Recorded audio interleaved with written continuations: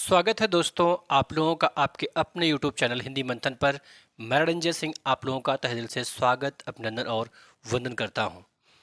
आज हम लोग साहित्य की क्लास के विषय के अंतर्गत जैन साहित्य को पढ़ेंगे, क्योंकि इसके पहले हम लोगों ने नाथ साहित्य को पढ़ लिया है और नाथ साहित्य के बाद में जो दूसरा साहित्य शुरू होता है उसे हम कहते भैया रास साहित्य, या फिर उसी को हम कहते हैं जैन साहित्य।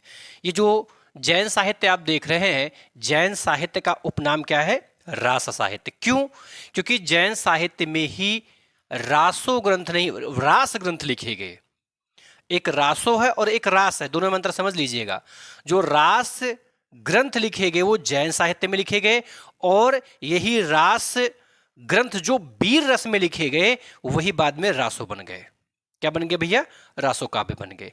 रास के अंतर्गत शांत रस, श्रृंगार रस और वीर रस तीनों रस आते हैं, किंतु रास का जो प्रधान रस है वो शांत रस है। लेकिन जब इसी रास काव्य में वीर रस प्रधान रचनाएं लिखी गई तो यही रास काव्य ही आगे चल करके रासो काव्य बन गया, और फिर रासो ग्रंथों का निर्माण उस शैली में किया जाने लगा। ठीक है, चीजों को समझते हुए आगे बढ़ते हैं। रास साहित्य आपको खूब अच्छे से पता है कि जैन धर्म के प्रवर्तक, जैन धर्म के प्रवर्तक, जैन धर्म के प्रवर्तक कौन थे? महावीर स्वामी थे।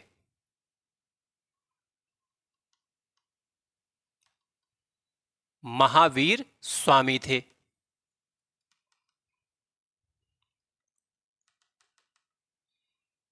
महावीर स्वामी थे।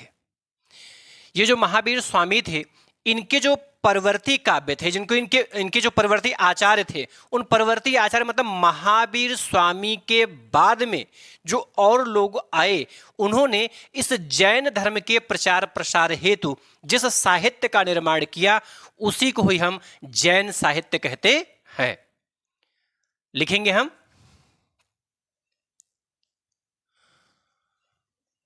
महावीर स्वामी, महावीर स्वामी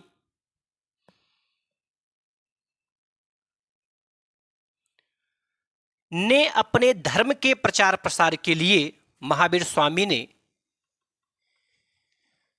अपने धर्म के प्रचार प्रसार के लिए, अपने धर्म के प्रचार प्रसार के लिए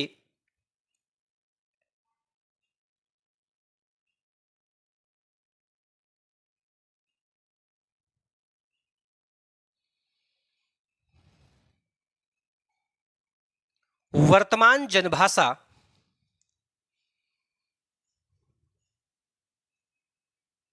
वर्तमान जनभाषा, जनभाषा प्राकृत,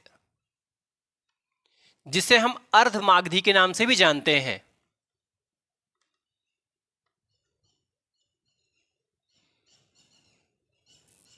अर्धमागधी के नाम से भी जानते हैं।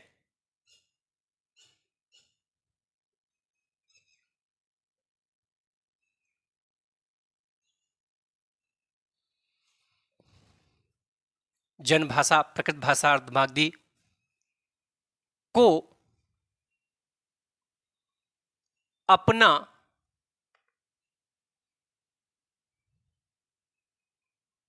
वर्ण विषय बनाया,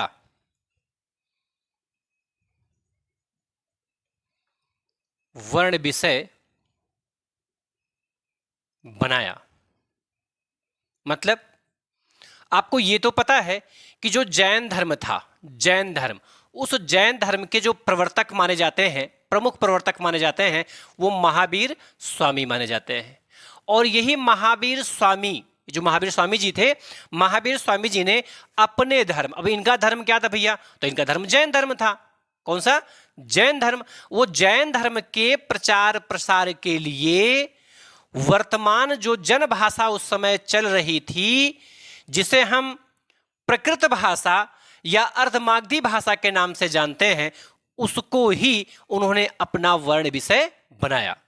ठीक है, वर्तमान जनभाषा को अपना वर्ण विषय बनाया। ध्यान रहे, ये जो जनभाषा, उस समय जनभाषा कौन थी? प्रकृत भाषा। उस समय जनभाषा क्या थी? प्रकृत भाषा थी। इसी प्रकृत भाषा को ही हम अर्धमागधी भाषा के नाम से भी जानते हैं। बात समझ में आई? इसमें ध्यान में रहे कि ये उपनाम है। जैसे जनभाषा का मतलब होता उस समय जो भाषा बोली जा रही थी उस समय, जैसे वर्तमान समय हम लोगों की जनभाषा क्या है? हम लोगों की जो जनभाषा वो अवधी भाषा है। क्या है? अवधी भाषा, क्योंकि हम लोग अवध प्रदेश में रहते हैं। ठीक वैसे ही उस समय की जो जनभाषा थी वो प्रकृत भाषा थी, और प्रकृत भाषा का उपनाम क्या भैया? अर्धमागधी भाषा। और महावीर स्वामी जी ने किया क्या? उन्होंने इसी प्रकृत भाषा या अर्धमागधी भाषा को ही अपना वर्ण विषय बनाया, अर्थात इसी के आधार पर वो लोगों को साहित्य लिखने के लिए प्रेरित किए। इतना समझ में आया? बनाया।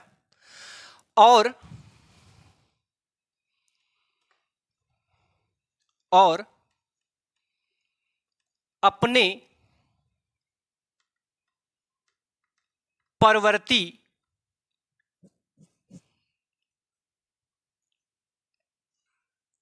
जैनी आचार्यों को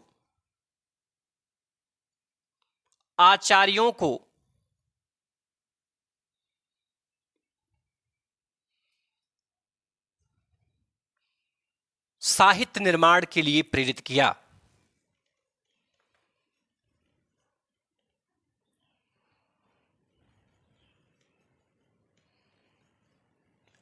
निर्माण के लिए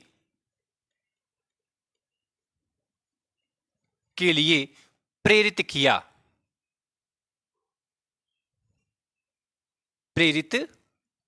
किया, जो आगे चलकर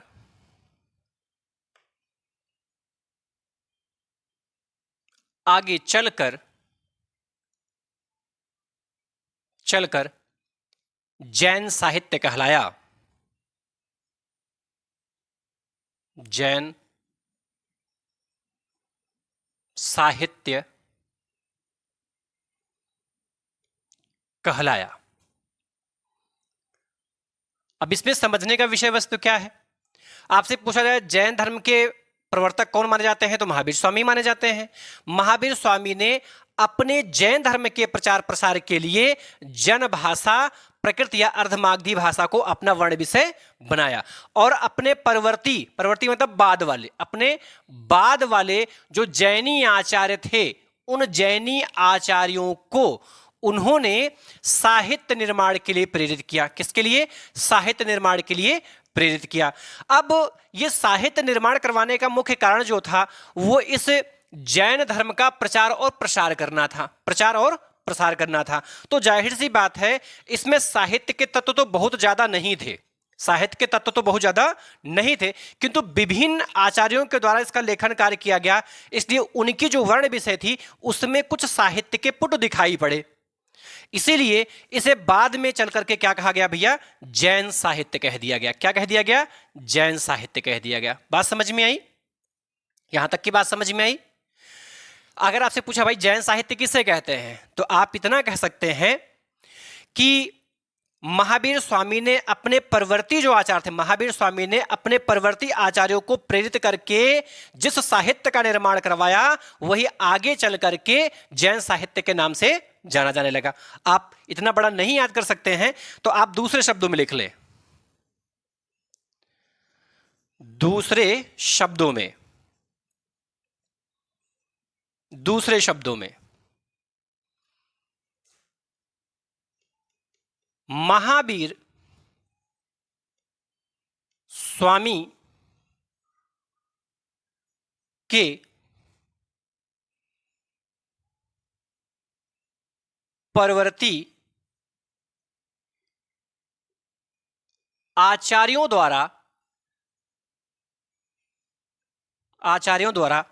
जो साहित्य लिखा गया, जो जैन साहित्य लिखा गया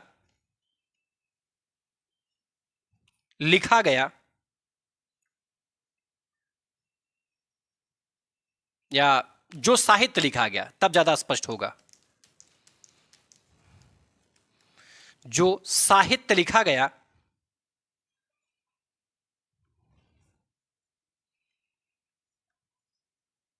गया वह आगे चलकर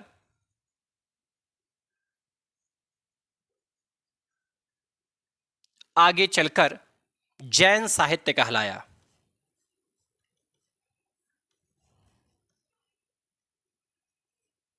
जैन साहित्य कहलाया।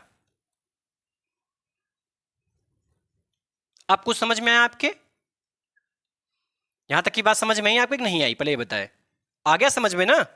कहने का मतलब ये है कि वास्तव में जो जैन साहित्य लिखे गए वो किस भाषा में लिखे गए? प्रकृत भाषा में लिखे गए। जैन धर्म के प्रवर्तक कौन थे? महावीर स्वामी थे। प्रकृत भाषा का उपनाम क्या था? अर्धमागधी भाषा था। और जो जैन साहित्य लिखे गए वो किनके द्वारा लिखे गए? तो वो महावीर स्वामी के जो परवर्ती आचार्य थे उन लोगों के द्वारा लिखे गए। या यूं कह सकते हैं कि महावीर स्वामी के जो परवर्ती आचार्य थे उनके द्वारा जो साहित्य लिखा गया वही आगे चल करके जैन साहित्य के नाम से प्रसिद्ध हुआ। यहां तक की बात समझ में आई?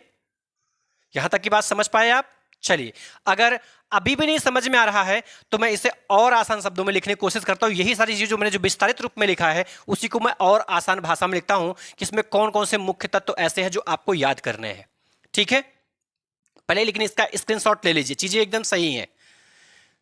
लिख लिया? ले लिया स्क्रीनशॉट आपने? चलिए आगे देखते हैं।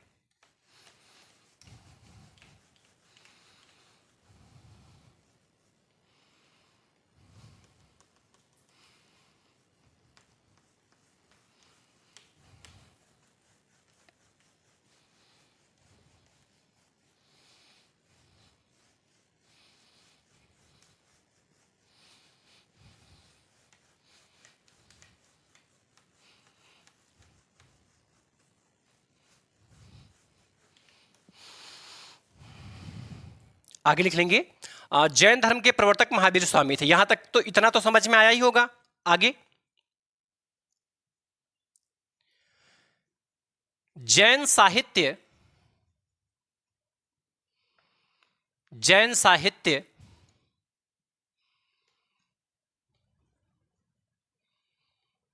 प्राकृत भाषा में लिखे गए।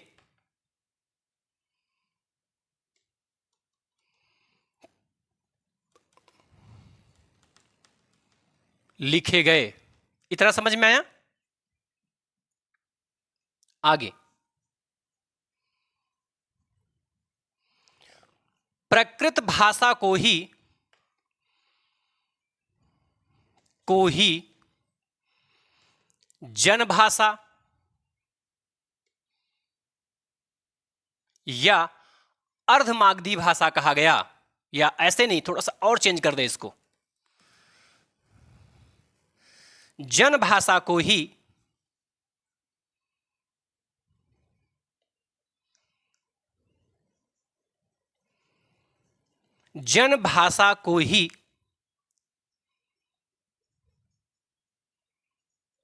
प्राकृत भाषा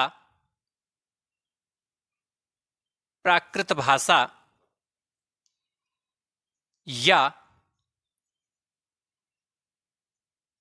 अर्धमागधी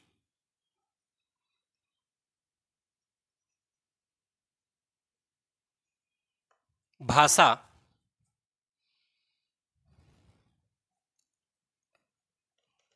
कहा जाता है। अभी कुछ समझ में आया कि नहीं आया? मैंने ये आपसे कहा कि जैन साहित्य जो प्रकाश में आया उस जैन साहित्य अर्थात जो जैन धर्म था, जैन धर्म के समय में जो साहित्य लिखा गया वही जैन साहित्य कहलाया। तो जैन धर्म के प्रवर्तक कौन थे? महावीर स्वामी थे। और जैन साहित्य किस भाषा में लिखे गए थे? तो प्रकृत भाषा में ही लिखे गए थे। और उस समय की जो जैन धर्म की जो जन भाषा थी, उसी जन भाषा को ही हम प्रकृत भाषा या अर्धमागधी भाषा भी कहते थे। यहां तक की बात समझ में आई। और परवर्ती आचार्यों द्वारा लिखे गए, ऐसे डायरेक्ट लिख सकते हैं, परवर्ती आचार्यों के द्वारा लिखे गए साहित्य को ही, परवर्ती आचार्यों के द्वारा लिखे गए साहित्य को ही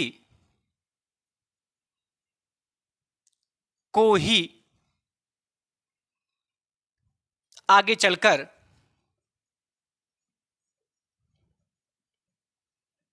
चलकर जैन साहित्य कहा जाने लगा। जैन साहित्य कहा जाने लगा।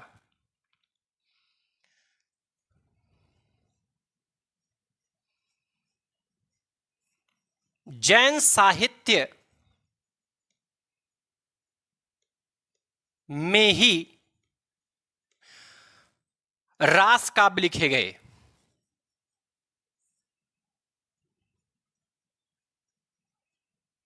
काव्य लिखे गए, रास काव्य लिखे गए।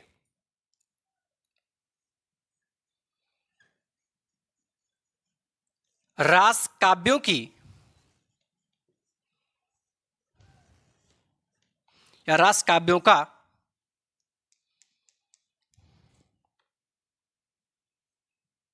प्रधान रस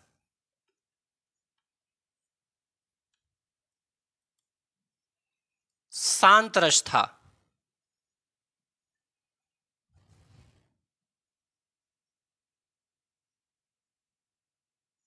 शांत रस था।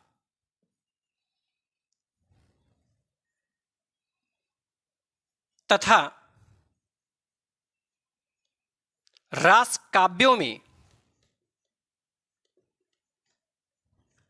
गौड़ रूप में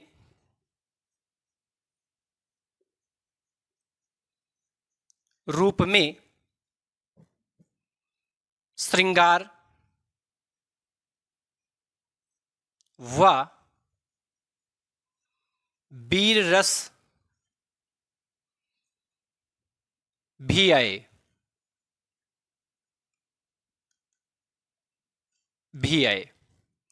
कहने का मतलब, आपसे पूछा जाए जैन धर्म के प्रवर्तक महावीर स्वामी और जैन साहित्य किस भाषा में लिखे गए? प्रकृत भाषा में लिखे गए। उस समय की जन भाषा क्या थी? तो उस समय की जन भाषा प्रकृत भाषा ही की थी। और प्रकृत भाषा को ही हम लोग अर्धमागधी भाषा के नाम से भी जानते हैं। जो परवर्तीय आचार्य थे उनके द्वारा जो लिखा गया साहित्य था, वही साहित्य आगे चल करके क्या कहलाया? जैन साहित्य कहलाया। क्या कहलाया भैया? जैन साहित्य कहलाया। जो जैन साहित्य है, उस जैन साहित्य में ही रास काव्य लिखे गए। कौन से काव्य लिखे गए हैं? रास काव्य लिखे गए। ये जो रास काव्य हैं, इन रास काव्यों का जो प्रधान रस है वो कौन सा रस है भैया? शांत रस है। कौन सा रस है? शांत रस। इसमें शांत रस के अलावा था जो रास काव्य था, उन रास काव्यों में शांत रस के अलावा श्रृंगार रस व वीर रस का भी प्रयोग किया गया। किंतु शांत रस इसमें प्रधान रस था और ये श्रृंगार रस और ये जो वीर रस था, ये कैसा था? तो ये भैया गौड़ रूप में था। कैसा था? गौड़ रूप में था। यहां तक की बात समझ में आई? यहां तक की बात समझ पाए आप? आपसे पूछा जाए कि जैन धर्म के प्रवर्तक कौन हैं? महावीर स्वामी। आपसे पूछा जाए कि जैन साहित्य किस भाषा में लिखे गए? प्रकृत भाषा में लिखे गए। आपसे फिर पूछा जाए कि जो जैन साहित्य लिखे गए वो वहां की जनभाषा में लिखे गए थे। वो जो जनभाषा थी, जनभाषा वहां उस समय क्या चल रही थी? प्रकृत भाषा। क्या प्रकृत भाषा को अर्धमागधी भाषा के नाम से जानते हैं? हाँ, हम जानते हैं। प्रकृत भाषा को अर्धमागधी भाषा भी कहते हैं। तो अगर आपसे पूछा जाए जैन साहित्य किसे कहते हैं? तो आप कह सकते हैं कि महावीर स्वामी के जो परवर्ती आचार्य थे उनके द्वारा लिखे गए जो साहित्य थे उन साहित्यों को ही आगे चल करके जैन साहित्य कहा गया। ये जो जैन साहित्य है, जैन साहित्य में किस काव्य का प्रयोग किया गया? रास काव्य का प्रयोग किया गया। जो रास काव्य थे, रास काव्यों का प्रधान रस क्या था? शांत रस था। और उसमें गौड़ रस के रूप में कौन कौन से रस प्रयोग में आए? तो उसमें श्रृंगार रस और वीर रस जो था वो गौड़ रूप में प्रयोग। देखो, प्रधान और गौड़ का मतलब ये होता, प्रधान मतलब मुख्य और गौड़ मतलब जो मुख्य ना हो, जिसका प्रयोग कम किया गया। सबसे ज्यादा मात्रा में इसमें शांत रस का प्रयोग हुआ और सबसे कम इसमें वीर और श्रृंगार रस का प्रयोग हुआ। आपको खूब अच्छे से पता है, क्योंकि उन्हें अपने धर्म का प्रचार प्रसार करना था और प्रचार प्रसार के लिए उन्हें उपदेशात्मक शैली का प्रयोग करना था। और उपदेशात्मक शैली के अंतर्गत आपको पता है शांत रस का ही प्रयोग किया जाता है। मैंने जब शांत रस आपको पढ़ाया था तो मैंने बताया था कि इसमें उपदेशात्मक शैली का प्रयोग किया जाता है। इसमें लोक कल्याण की बात की जाती है, स्व कल्याण की बात नहीं की जाती है। स्व कल्याण की बात भक्ति रस में की जाती है और शांत रस में हम क्या करते हैं? समाज कल्याण की बात करते हैं और उपदेशात्मक शैली का प्रयोग करते हुए समाज कल्याण की बात करते हैं। बात समझ में आई? अरे भाई, ये उपदेश ही तो कबीरदास जी के द्वारा दिया गया था कि बकरी पाती खात है ताकि काढ़ी खाल और जे नर बकरी खात है ताको कौन हवाल। उन्होंने ये उपदेश दिया, ये बताया, ये कहा, अरे मनुष्यों सचेत हो जाओ, सजग हो जाओ। बकरी का दोष इतना है कि वो पेड़ की पत्ती को खाता है, लोग उसकी खाल खींचकर उसके मांस को खा जाते हैं। अरे मूर्खों, तुम तो उसके मांस को खा रहे हो, तो तुम्हारा क्या होगा? अर्थात तुम्हारी तो बड़ी ही दयनीय दशा होने वाली है। ये उपदेशात्मक शैली का ही तो प्रयोग है। ये उपदेशात्मक शैली के माध्यम से ही कबीरदास जी ने समाज के लोगों को जागृत करने की कोशिश की। तो जब भी उपदेशात्मक शैली में किसी बात को कही जाती है तो उस समय जो रस प्रयोग में आता, कौन सा रस प्रयोग में आता है? शांत रस। और महावीर स्वामी के जो प्रवर्ती आचार्य थे, जिन साहित्यों का प्रयोग किया, उसमें उन्होंने जैन साहित्य, जैन धर्म के प्रचार प्रसार की ही बात की और वो भी उपदेशात्मक शैली में प्रचार प्रसार का कार्य किया। इसलिए उसका जो प्रधान रस रहा वो कौन सा रस रहा? शांत रस रहा। आई होप आपको मेरी बात समझ में आ गई होगी। चलिए स्क्रीनशॉट लीजिए, आगे की चीजों की मैं चर्चा करता हूं।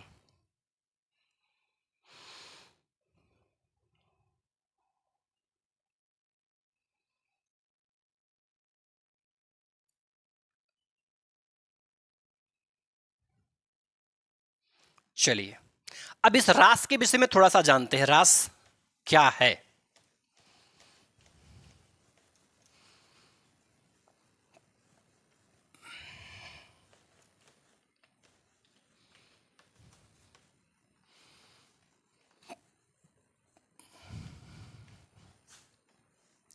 देखो, वास्तव में जो रास शब्द है भैया, वह रास शब्द संस्कृत भाषा का शब्द है। किस भाषा का? संस्कृत भाषा का शब्द है। रास के यदि अर्थ की मैं बात करूं तो रास का अर्थ होता है क्रीड़ा व नृत्य होता है। वास्तव में जो जैनी आचार्य थे वो जैन मंदिरों में जाकर के करतल ध्वनि के साथ वो रास काव्यों को गाया करते थे। ठीक है, किस काव्य को? इस रास काव्य को गाया करते थे। ठीक है, तो थोड़ा सा समझते हैं रास काव्य के विषय में। रास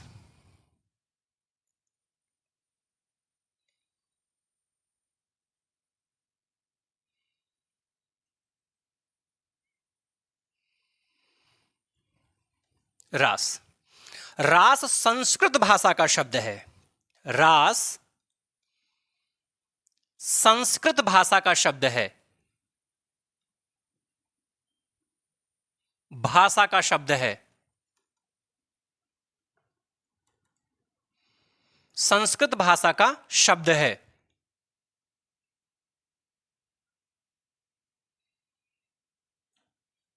संस्कृत भाषा का शब्द है। ठीक है, दूसरी महत्वपूर्ण बात, रास संस्कृत भाषा का शब्द है। अर्थ क्या होता है? अर्थ, रास का अर्थ होता है क्रीड़ा,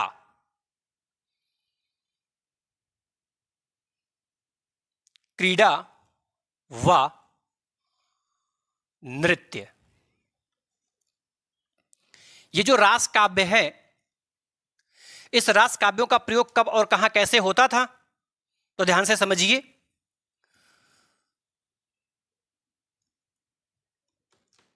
जैन मंदिरों में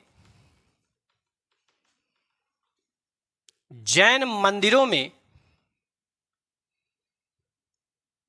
जैन मंदिरों में श्रावकों के द्वारा, श्रावक मतलब भिक्षु, श्रावक माने क्या होता है भैया? भिक्षु। श्रावकों के द्वारा करतल ध्वनि के साथ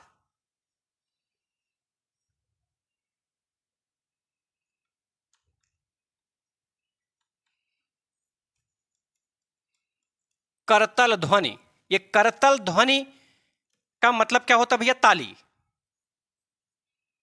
क्या होता है? ताली होता है। करतल ध्वनि के साथ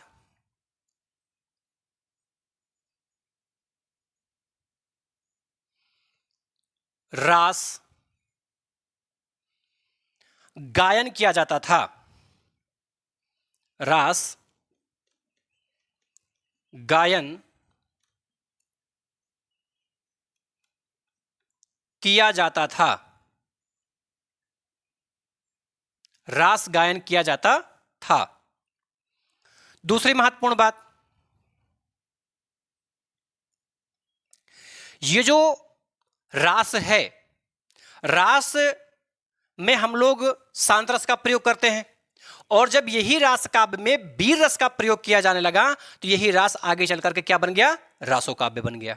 ठीक है, लिखेंगे। रास काव्य में प्रमुख रूप से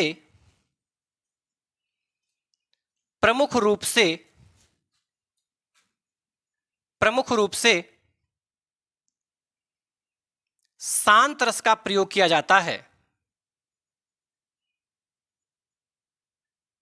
शांत रस का प्रयोग किया जाता है।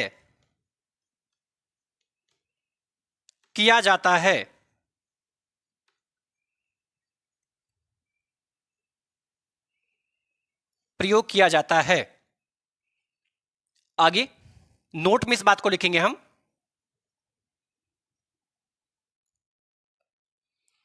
जब रास काव्य में वीर रस का प्रयोग किया गया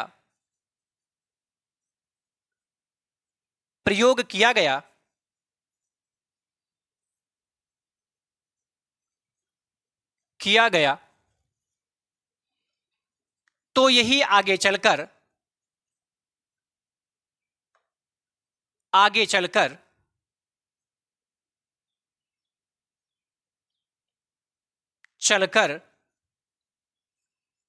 रासो काव्य कहलाया।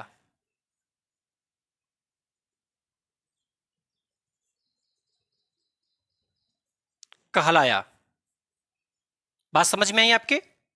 यदि आपसे पूछा जाए कि ये जो रास शब्द है, ये रास शब्द किस भाषा का शब्द है, तो ये जो रास शब्द है भैया, ये संस्कृत भाषा का शब्द है। किस भाषा का? संस्कृत भाषा का शब्द है। इस रास शब्द का अर्थ क्या होता है? तो इस रास शब्द का अर्थ होता है क्रीड़ा या फिर नृत्य होता है। ये जो रास काव्य रहा, इसका प्रयोग वास्तव में किया कहां जाता था? तो रास काव्यों का प्रयोग जो जैन मंदिर थे उस समय, उन जैन मंदिरों में भिक्षुओं के द्वारा ताली बजाते हुए, करतल ध्वनि का मतलब होता है हाथ का बजाना, कर माने हाथ, और तल मतलब ये निचला वाला हिस्सा, और जब ये आपस में टकराते हैं तो जो रूप उत्पन्न होता है उसे हम क्या कहते हैं? ताली। अर्थात तालियों के द्वारा वो क्या करते थे? इस रास काव्य का पाठ किया करते थे, गायन किया करते थे। ठीक है, आगे हम बात करें कि जो रास काव्य थे, रास काव्यों का जो प्रमुख रस था, वो प्रमुख रस कौन सा था? तो इसका जो प्रमुख रस था वो शांत रस था। कौन सा रस था? शांत रस था। और जब रास काव्यों में शांत रस के स्थान पर वीर रस का प्रयोग किया जाने लगा, तब यही रास काव्य आगे चल करके क्या बन गया भैया? रासो काव्य बन गया। बात समझ में आई? क्या बन गया? रासो काव्य बन गया। बात समझ में आया भैया? ये क्या बन गया भैया? रासो काव्य बन गया। आगे पहले आप इसका एक स्क्रीनशॉट ले, और फिर मैं आगे की चीजें आपको बताता हूं। ठीक है, ले लिया आपने स्क्रीनशॉट? चलिए आगे देखते हैं।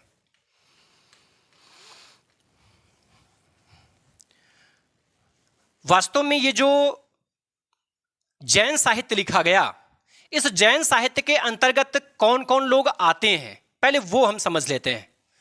जब तक हम इस समय के कवियों के विषय में नहीं जानेंगे तब तक हम उनकी रचनाओं को पढ़ेंगे जरूर, लेकिन भ्रम की स्थिति बनी रहेगी। इसलिए सबसे पहले तो हम ये देखते हैं कि ये जो जैन साहित्य लिखा गया, इस जैन साहित्य के अंतर्गत कौन कौन से कवि मुख्य रूप में आते हैं जिन्होंने रास काव्य पर लेखन कार्य किया। किस पर? रास काव्य पर लेखन कार्य किया। तो लिखेंगे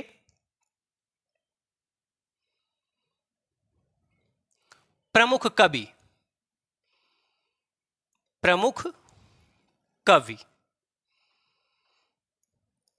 तो प्रमुख कवियों की श्रेणी में सबसे पहला जो नाम आता है वो नाम आता है देवसेन का। किसका भैया?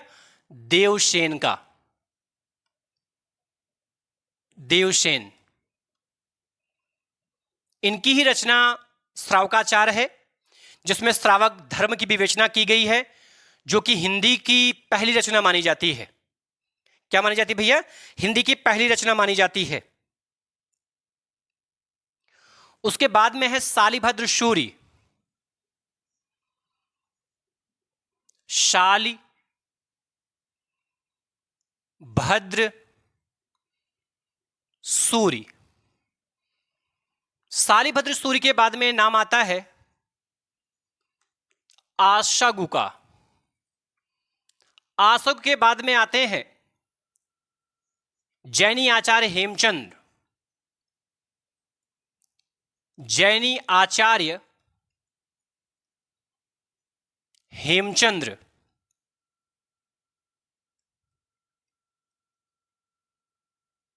कौन भैया? जैनी आचार्य हेमचंद्र आते हैं। यहीं पर जिन धर्मसूरी, सुमतिगण,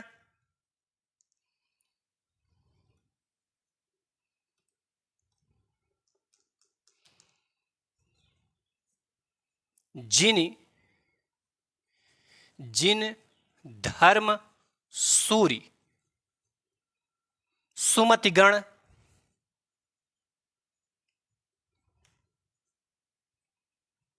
सुमतिगण, सुमतिगण,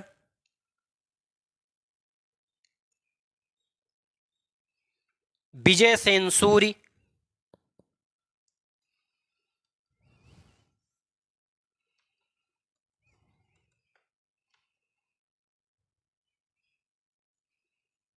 विजयसेन सूरि,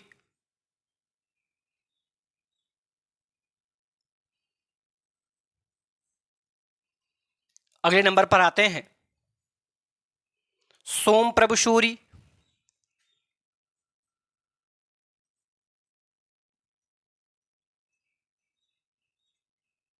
सोमप्रभु सूरि, सोमप्रभु सूरि। अगले नंबर पर आते हैं मेरुतुंग।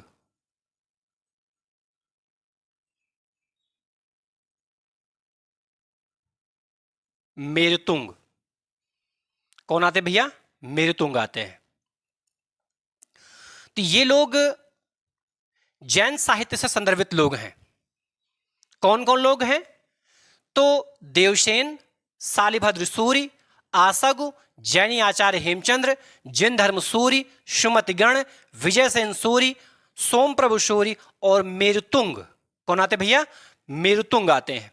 अब इनकी जो प्रसिद्ध प्रसिद्ध रचनाएं हैं, मैं उन रचनाओं को आपके सामने उपस्थित करूंगा। कारण यह है कि अगर हम रचनाओं को जान जाएंगे, लेकिन ध्यान रहे मैं आपके लेवल को खूब अच्छे से ध्यान में रखूंगा, इसमें ये सारी की सारी चीजें टीजीटी, पीजीटी और नेट स्तर पर लागू होती हैं। आपको क्या क्या पढ़ना है? तो आपको स्पेशली इसमें देवसेन को पढ़ना है। देवसेन ये टेट, सुपर टेट और क्या कहते हैं आपका यूपीपी, यूपीएसआई के लिए महत्वपूर्ण है। यही शालिभद्र सूरि जी भी आपके लिए इंपॉर्टेंट है, टेट, सुपर टेट और ये क्या कहते हैं यूपीपी, यूपीएसआई के लिए। और हेमचंद आपके लिए महत्वपूर्ण है। हेमचंद आपके लिए महत्वपूर्ण है, ठीक है। और ये तीन लोग स्पेशली, आप इन तीन लोगों के विषय में तो आपको विस्तार से पढ़ना ही पड़ेगा, आप किसी भी लेवल के हो। जो शेष चीजें हैं वह आप केवल नाम, रचना का नाम इतना जानिए, बाकी आपको कुछ खास जानना नहीं है। मैं इन चीजों को ध्यान में रखूंगा, मैं आपको बताता रहूंगा कि कौन किस लेवल के लिए महत्वपूर्ण है, ठीक है।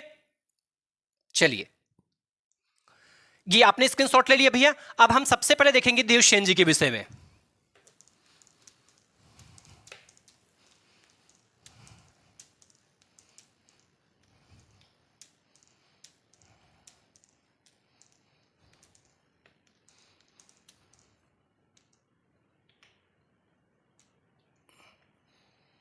देवसेन,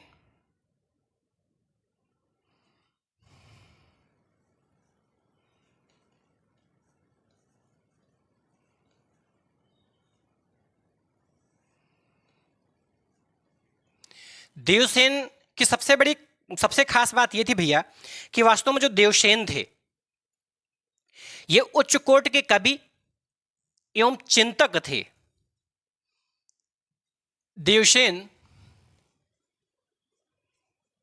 देवसेन उच्च कोटि के कवि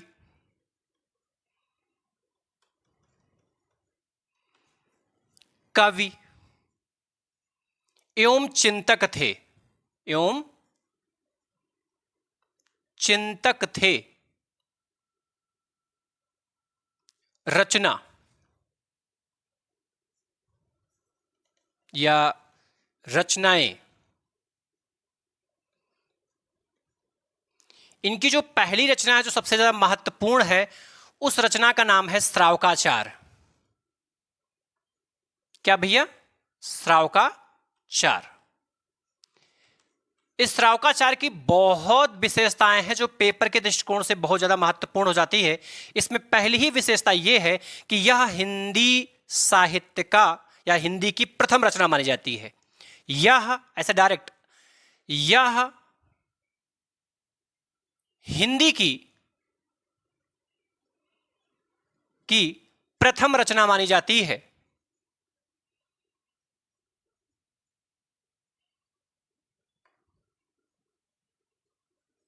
प्रथम रचना मानी जाती है,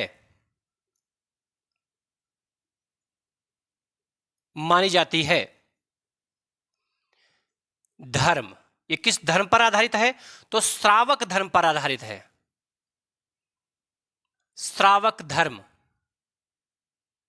पर आधारित।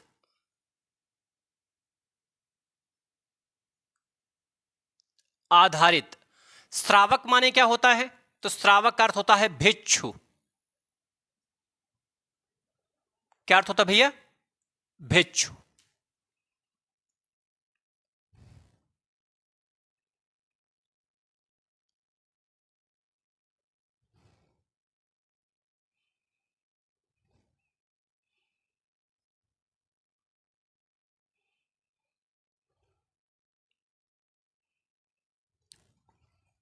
समय या सन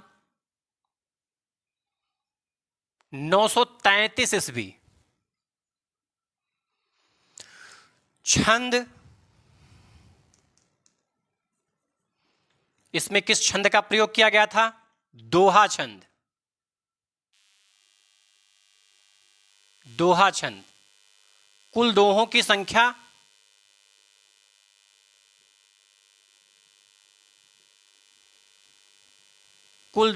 संख्या 250। कितनी भैया? 250 थी। बात समझ में आ रही है? इनकी जो दूसरी रचना है उसका नाम है लघुनय चक्र।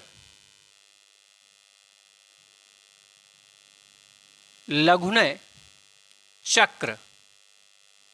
इनकी जो तीसरी रचना है उसका नाम है दर्शन सार। दर्शन सार।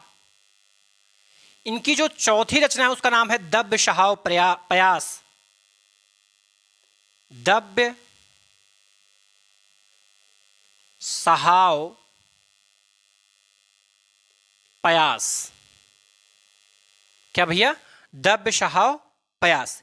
ये जो दव्य सहाव पयास थी, यह अपभ्रंश भाषा की रचना मानी जाती है। किस भाषा की? अपभ्रंश भाषा की रचना। अपभ्रंश भाषा की रचना।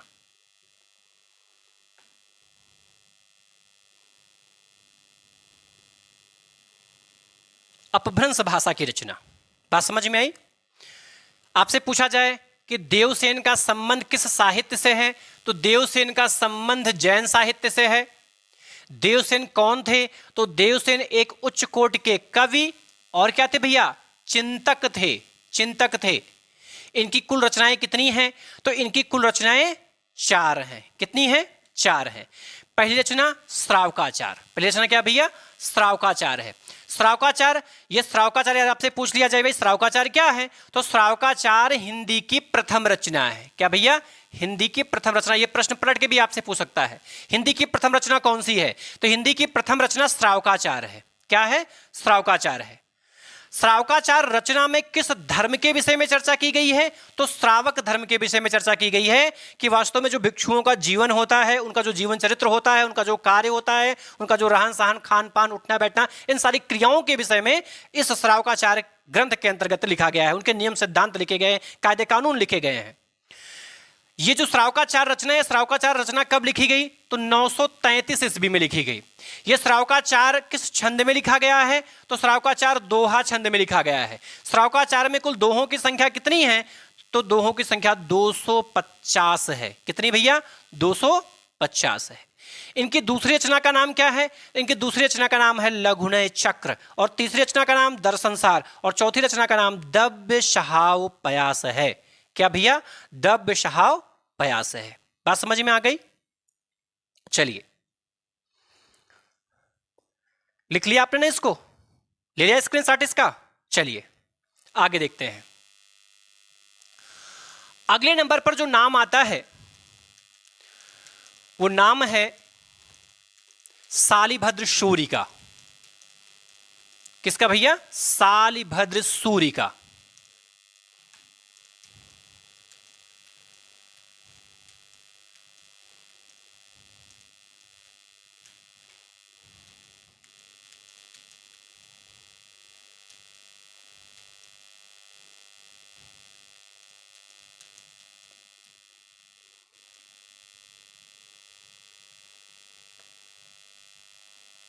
शालिभद्र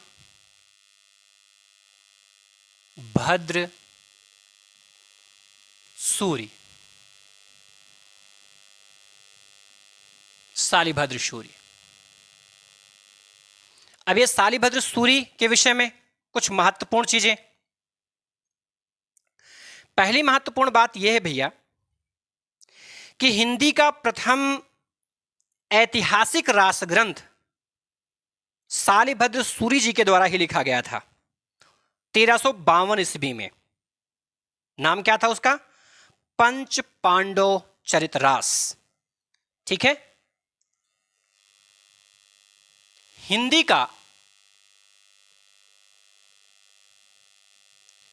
का प्रथम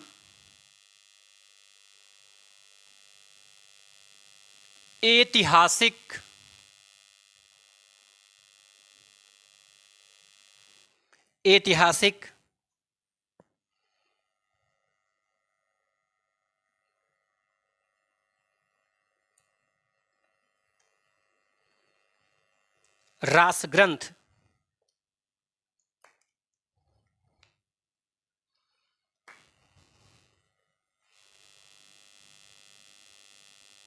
रास ग्रंथ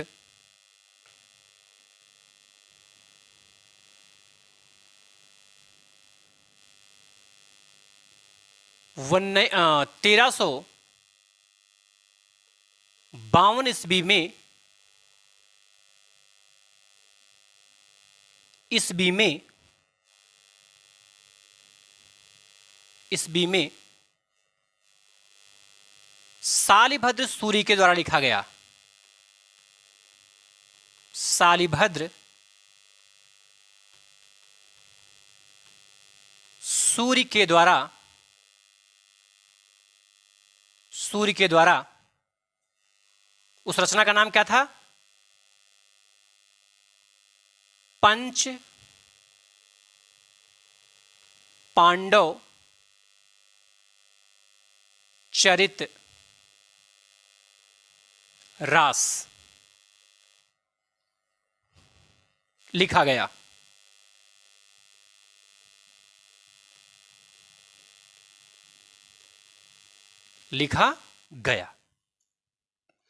बात समझ में आई भैया? अगर आगे हम थोड़ा सा समझें, गणपत चंद्रगुप्त ने ही शालिभद्र सूरी को हिंदी का प्रथम कवि कहा है। लिखेंगे हम, गणपति चंद्रगुप्त ने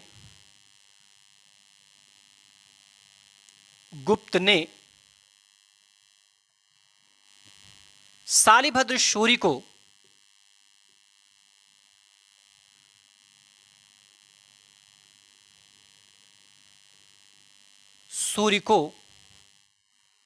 हिंदी का प्रथम कवि कहा है।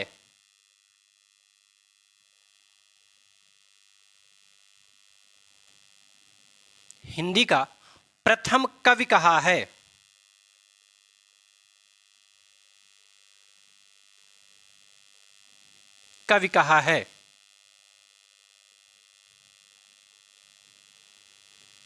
रचनाएं,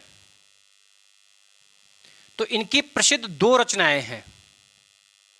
पहला का नाम है भरतेश्वर बाहुबली रास।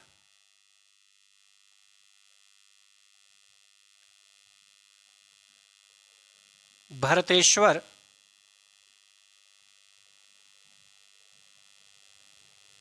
बाहुबली रास। बाहुबली रास, बाहुबली थोड़ा सा कम अच्छा लग रहा है, बाहुबली।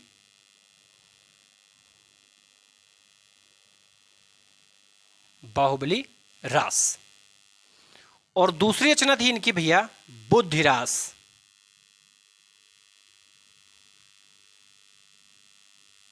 बुद्धि रास। इनकी दो प्रसिद्ध रचनाएं हैं।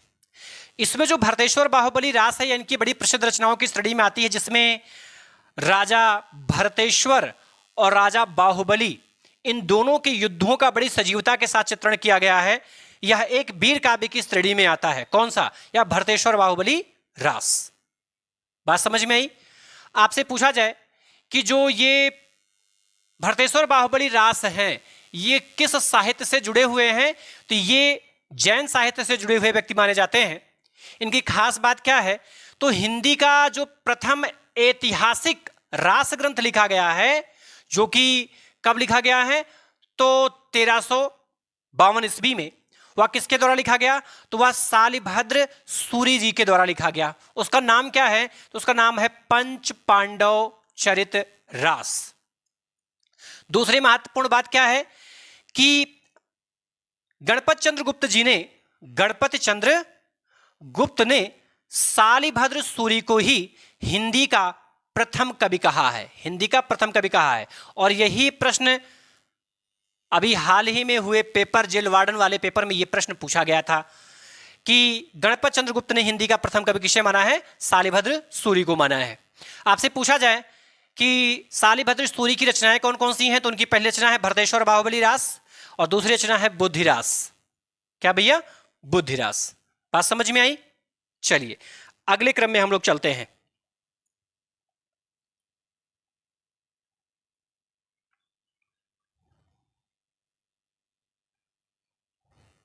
तो अगले क्रम में है जैनी आचार्य हेमचंद। मिटाएं इसको भैया। ले लिया स्क्रीनशॉट आपने ना? चलिए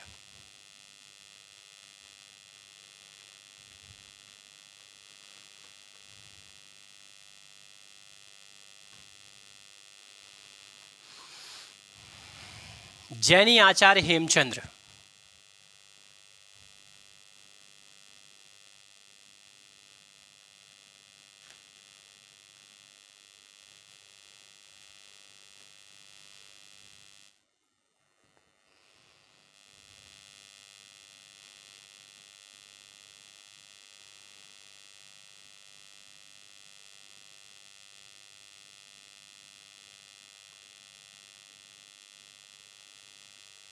हेमचंद, चंद्र नहीं भैया, चंद है ये, हेमचंद। ठीक है। हेमचंद जी की सबसे खास बात यह है भैया कि हिंदी प्रकृत भाषा के पाणिनि माने जाते हैं। क्या? हिंदी प्रकृत भाषा के पाणिनि। क्यों? क्योंकि जो प्राकृतानुशासन लिखा गया है, प्राकृतानुशासन, वो प्राकृतानुशासन ही प्रकृत भाषा का पहला व्याकरण ग्रंथ माना जाता है।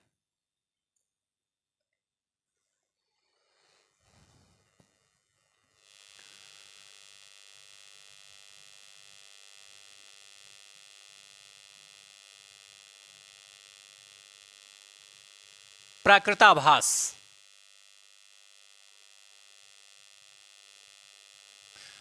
प्राकृताभास नहीं, प्राकृतानुशासन है भैया, प्राकृतानुशासन।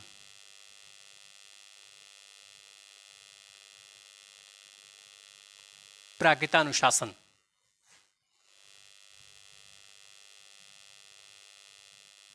ग्रंथ प्रकृत भाषा का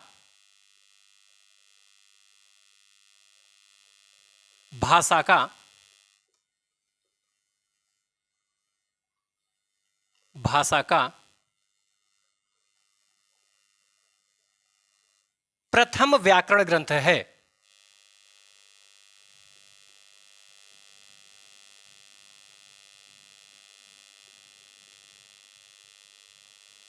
व्याकरण ग्रंथ है।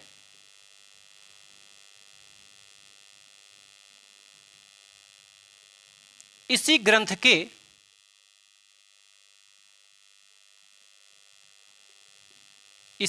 के लेखन कार्य के बाद हेमचंद को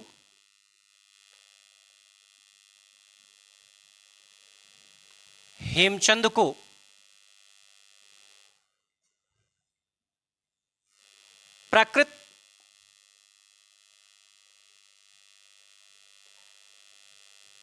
भाषा का पाणिनि कहा जाने लगा।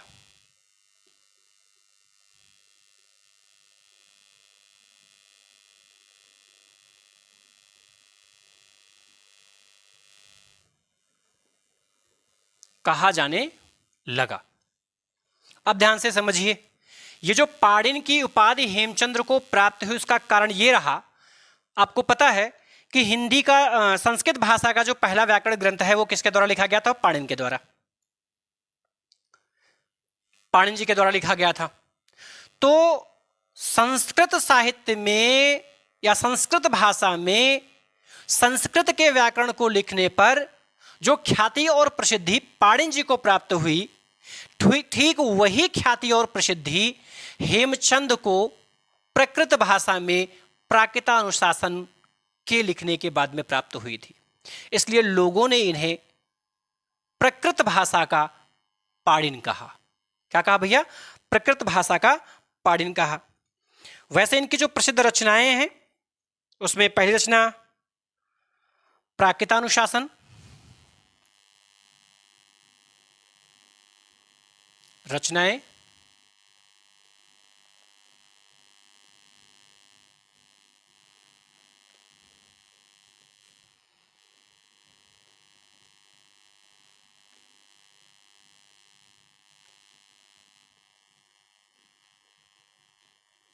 प्राकृतानुशासन,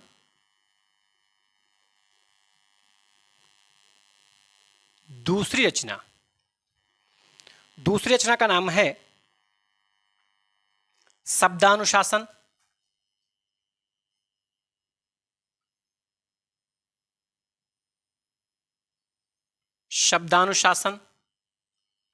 और शब्दानुशासन इनकी बहुत ही प्रसिद्ध रचना है जो कई बार परीक्षा में पूछी जा चुकी है, और यह प्रथम व्याकरण ग्रंथ है इसलिए यह भी बहुत महत्वपूर्ण है। इनकी जो तीसरी रचना है उसका नाम है कुमारपाल चरित। कुमारपाल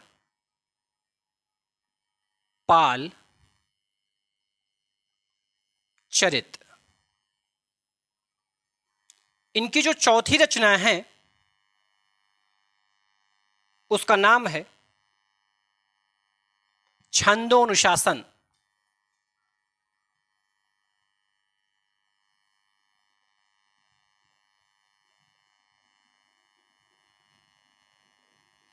छंदोनुशासन। क्या भैया? छंदोनुशासन। इनकी जो पांचवी रचना है उस पांचवी रचना का नाम है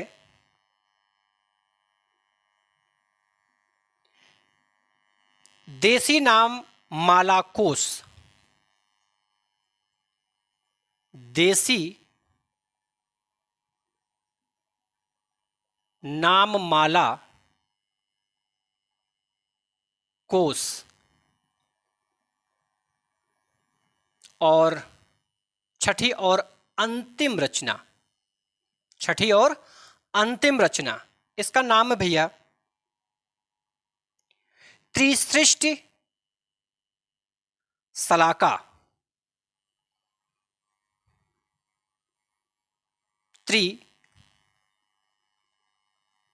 त्रिसृष्टि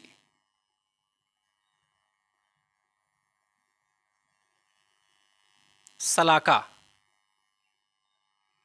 त्रिसृष्टि सलाका, या इसी को हम कह सकते हैं पुरुष चरित्र। क्या कह सकते हैं भैया? पुरुष चरित्र।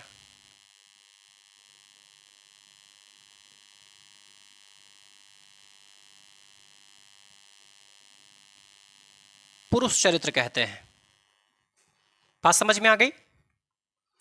आपसे पूछा जाए कि हेमचंद का संबंध किस साहित्य से है, तो जैन साहित्य से, क्योंकि ये जैनी आचार्य हैं।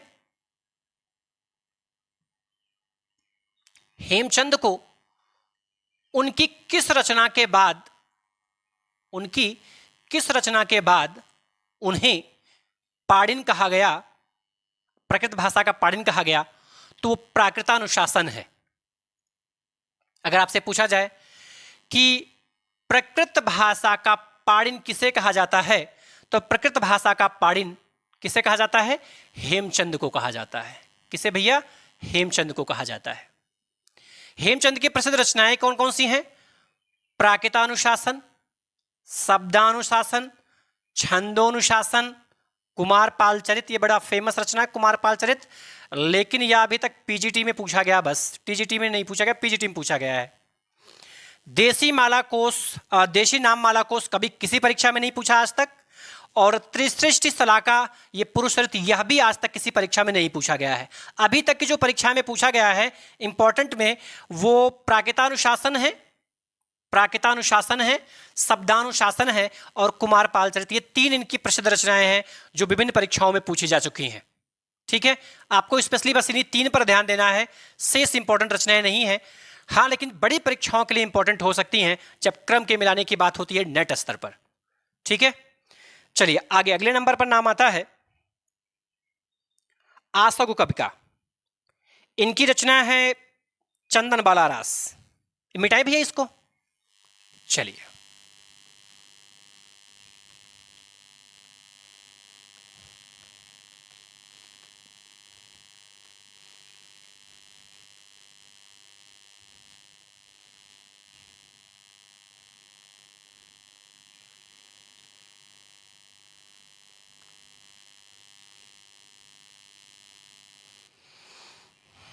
अगले कवि हैं आशगु कवि।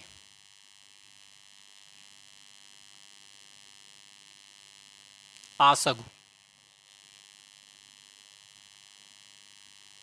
इनकी रचना का नाम है चंदन बाला रास।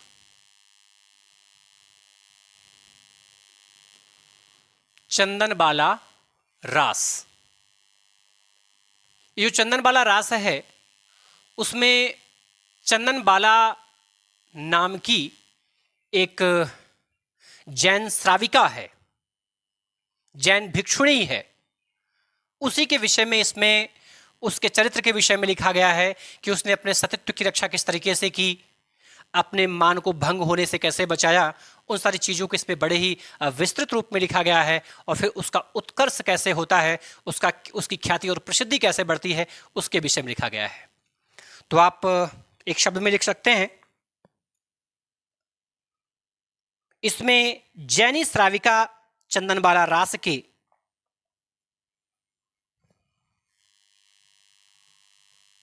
इसमें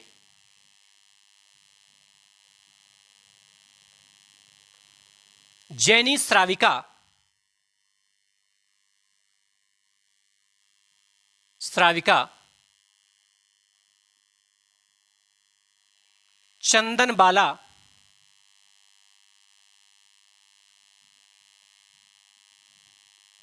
चंदनबाला के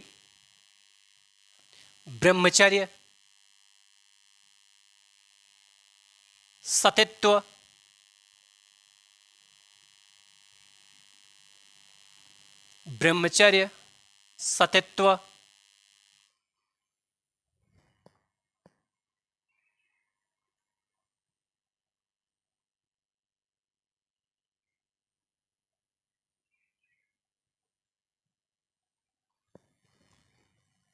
संयम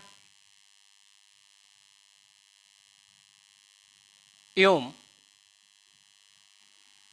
उत्कर्ष का वर्णन है। उत्कर्ष का वर्णन है। उत्कर्ष का वर्णन है।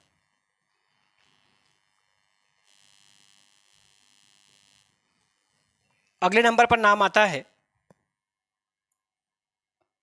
जिन धर्म सूर्य का।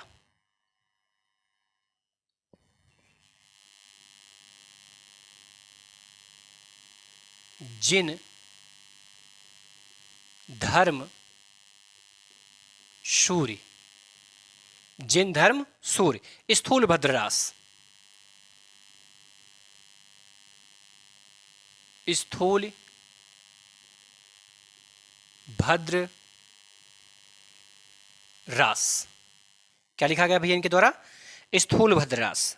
ये जो स्थूल भद्र रास लिखा गया भैया, इसमें कोसा नाम की एक वैश्या है, स्थूल भद्र हैं, और उनका ही एक गुरु भाई है। इनका जीवन चरित्र वर्णित है। कौन कौन है इसमें? कोसा नामक वैश्या, कोसा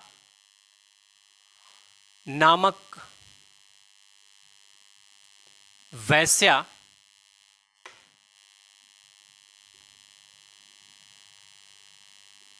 स्थूलभद्र व उनका गुरु भाई, उनके गुरु भाई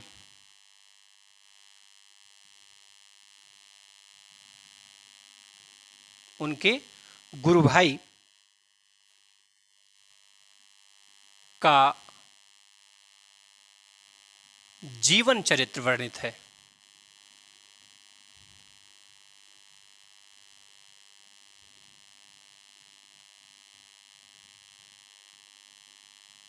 जीवन चरित्र वर्णित है। अगला नाम आता है सुमतिगण का। सुमतिगण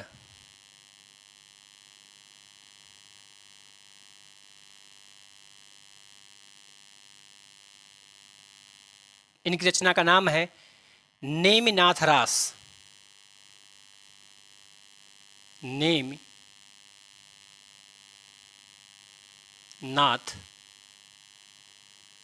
रास। नेमिनाथ रास। विजय सेन सूरी। चलिए इतना आप लिख लीजिए, नहीं तो दिखाई नहीं देगा नीचे। लिख लिया? चलिए आगे देखते हैं। मिटाएं इसको भैया।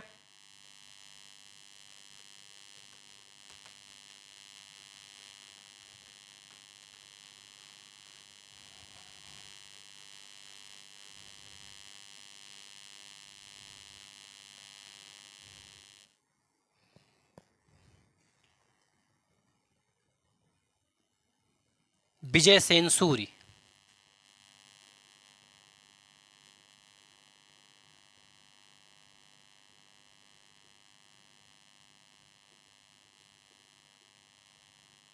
विजय सेन सूरी। इनकी रचना का नाम है रेवंत गिरिरास।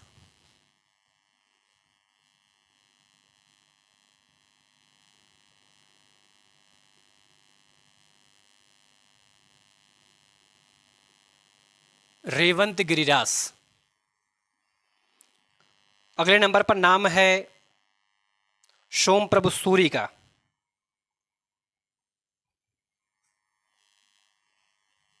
सोम प्रभु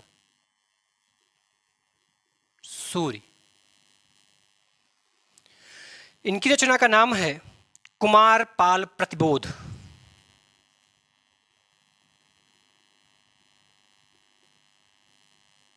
कुमार पाल प्रतिबोध।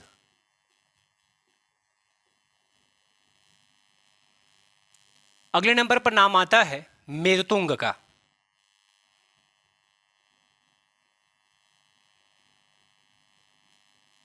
इनकी रचना का नाम है प्रबंध चिंतामणि।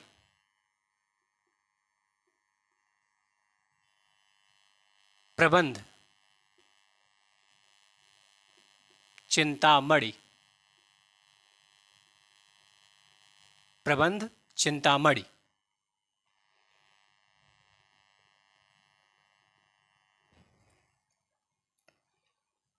और इसके साथ ही आपका ये जो जैन साहित्य है, जैन साहित्य यहाँ पर समाप्त होता है।